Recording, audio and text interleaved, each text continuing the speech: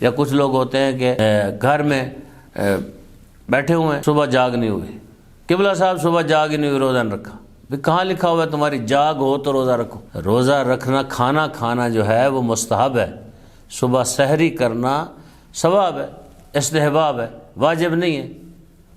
اب نہیں اٹھے تو نہیں اٹھے، کھانا نہیں کھایا کہ فوت تو نہیں ہو جاؤ گے۔ کم از کم جو ابھی تازہ تحقیق ہے، یہ 40 دن اگر بندہ نہ کھائے پیے کچھ تو فوت نہیں ہوتا۔ الٹا ایک صاحب نے ایسے کیا 40 دن، تو وہاں اسلام آباد میں ایک مولانا بتا رہے تھے قبلہ صاحب کو کہ اس کی داڑھی کے بال بھی کالے ہو گئے، سر کے بال بھی کالے ہو گئے۔ 40 دن کے بعد وہ دوبارہ جوان ہو گیا۔ اس نے کھایا نہیں، پیتا تھا، صرف پانی وغیرہ استعمال کرتا تھا، کھانا نہیں کھایا اس نے۔ تو کھانا کھانے سے یہ نہیں ہے کہ کھانا کھائیں گے تو روزہ رکھیں گے، تو کم از کم 40 دن نہ کھانے سے فوت نہیں ہوتا، اور کھانا نہ پینا 3 دن تک کچھ بھی نہ کریں تو آپ کو کچھ نہیں ہوتا۔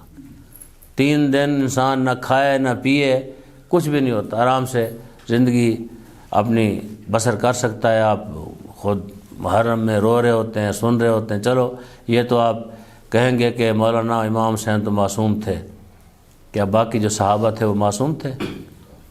جو باقی لوگ ساتھ تھے وہ معصوم تھے؟ بچے جو چھوٹے چھوٹے تھے انہوں نے بھی 3 دن نہ کھایا نہ پیا۔ کوئی بندہ اس وجہ سے فوت نہیں ہوا کربلا میں کہ انہوں کھانے کی وجہ سے یا پیاس کی وجہ سے وہ فوت ہو گیا، اور نہیں، شدت بہت تھی پیاس کی، بہت پیاس تھی، کیونکہ گرمی بہت شدید تھی۔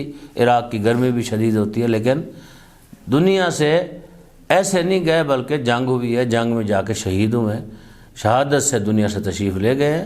لیکن یہ نہیں ہے کہ 3 دن میں وہ آپ نے کہیں، میں نے نہیں پڑھا کہیں لکھا ہوا کہ کوئی خانوادہ اہل بیت میں سے یا صحابہ کرام میں سے، امام حسین علیہ السلام کے انصار میں سے کوئی بندہ 3 دن بھوکا پیاسا رہا ہے اور وہ کیا ہے دنیا سے چلا گیا ہے، تو ایسی کوئی بات نہیں ہے۔ تو لہٰذا روزہ جو ہے اس چیز کا نام نہیں ہے کہ آپ کی جاگ نہیں ہوئی تو آپ نے روزہ نہیں رکھا، یا سفر پہ جانا ہے کیونکہ مسافر پہ روزہ نہیں ہے پر گھر میں کھانا پینا شروع کر دیا۔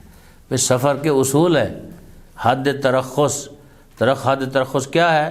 حدیث کے اندر ہے کہ جب شہر کی دیواریں چھپ جائیں، آپ کو نظر نہ آئے، وہ شہر سے باہر چلے جائیں، اور کیا ہے اذان کی آواز سنائی نہ دے، تب کیا ہے آپ وہاں جا کے یہ کام کر سکتے ہیں۔ لیکن یہ نہیں ہے کہ آپ گھر میں بیٹھے بیٹھے فیصلہ کر سکتے ہیں۔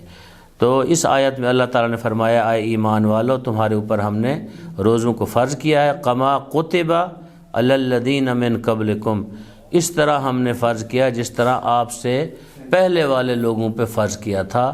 کیوں کیا ہے؟ لعلکم تتقون، تاکہ تم صاحب تقوی ہو جاؤ۔ صلی اللہ علی محمد و آل محمد۔